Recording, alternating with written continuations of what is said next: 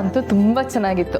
ಆದ್ರೆ ಅಡ್ಗೆ ಅಮ್ಮ ಮಾಡಿದ್ದಲ್ಲ ಅನ್ಸುತ್ತೆ. ಅಮ್ಮನ ಕೈ ರುಚಿ ಏನು ಅಂತ ನಂಗೆ ತುಂಬಾ ಚೆನ್ನಾಗಿ ಗೊತ್ತು. ಹಾಗಾದ್ರೆ ಅಡ್ಗೆ ಎಲ್ಲ ಪೂರ್ಣಿನೇ ಮಾಡಿದ್ದ? ಇಲ್ಲ, ಪೂರ್ಣಿ ಮಾತ್ರ ಅಲ್ಲ, ಪೂರ್ಣಿ ಮತ್ತೆ ಮಾಧವ್ ಅವರು ಇಬ್ರು ಸೇರ್ಕೊಂಡು ಅಡುಗೆ ಮಾಡಿದ್ರು, ಅದಕ್ಕೆ ಅಷ್ಟು ರುಚಿಯಾಗಿತ್ತು. ಎಲ್ರು ಅಡ್ಗೆನ ಹೊಗಳ್ತಿರೋದ್ ಕೇಳ್ತಿದ್ರೆ ನಾನು ಚೆನ್ನಾಗಿ ಅಡ್ಗೆ ಮಾಡೋದ್ ಕಲಿಬೇಕು ಅಂತ ಅನ್ನಿಸ್ತಾ ಇದೆ. ಹೊಗಳಿಕೆ ಅಂದ್ರೆ ಯಾರಿಗ್ ತಾನೇ ಇಷ್ಟ ಆಗಲ್ಲ ಹೇಳಿ. ಸರಿ, ನಾವಿನ್ ಬರ್ತೀವಿ. ಒಂದ್ ನಿಮಿಷ ಕುಂಕುಮ ತರ್ತೇವೆ.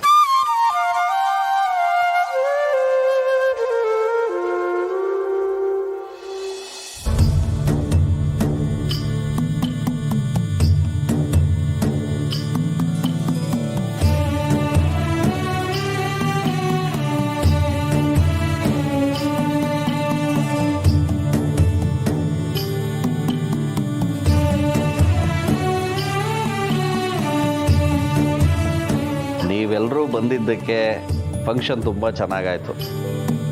ನಾವೆಷ್ಟೇ ಖರ್ಚು ಮಾಡಲಿ, ಹೂವಿನ ಅಲಂಕಾರ ಮಾಡಲಿ, ಮನೆಗೆಲ್ಲ ಹೂವಿನ ಅಭಿಷೇಕ ಮಾಡಲಿ, ಆದರೆ ಮನೆಯವರೆಲ್ಲರೂ ಜೊತೆಯಾಗಿದ್ದಾಗ ಸಿಗೋ ಸಂತೋಷ ಮತ್ತೆ ಯಾವಾಗಲೂ ಸಿಗೋಲ್ಲ.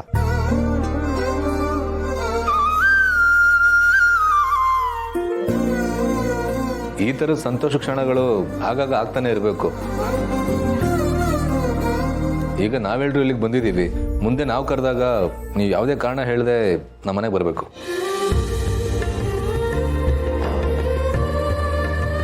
ಖಂಡಿತ ಬರ್ತೀವಿ. ಆ ಮನೆಗೆ ಬರೋಕ್ಕೆ ನನಗೆ ತುಂಬ ಇಷ್ಟ. ನಿನಗೆ ಅಂತ ನೀನು ಒಬ್ಬನ ಹೆಸರು ಮಾತ್ರ ತಗೋತಿದ್ಯಲ್ಲ ಬ್ರೋ, ನಾವೆಲ್ಲರೂ ಇಲ್ವಾ? ನಮ್ಮ ಹೆಸರು ತಗೋಬೋದಲ್ವಾ?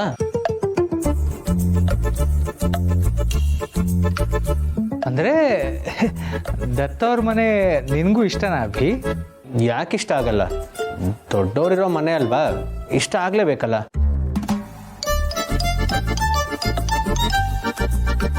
ದತ್ತ ಅವರು ಬಂದಾಗ ನನಗೆ ಹೇಳ್ಬೇಕು ಸಮರ್ಥ್, ನನಗೆ ಅವ್ರು ಒಳ್ಳೆ ಕಂಪ್ನಿ, ನಾನು ಖಂಡಿತ ಬರ್ತೀನಿ. ಸರಿ, ಹೇಳ್ತೀವಿ. ನಾವು ಹೊರಡೋಣವಾ?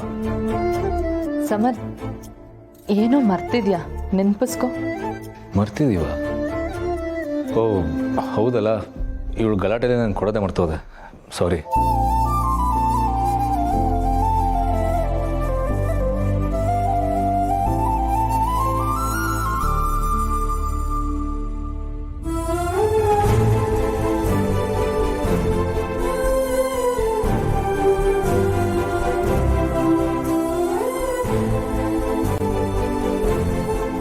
ಕಾಲ್ಗೆಜ್ಜೆನ? ಮಕ್ಕಳು ಅಂದರೆ ಹೀಗಿರಬೇಕು.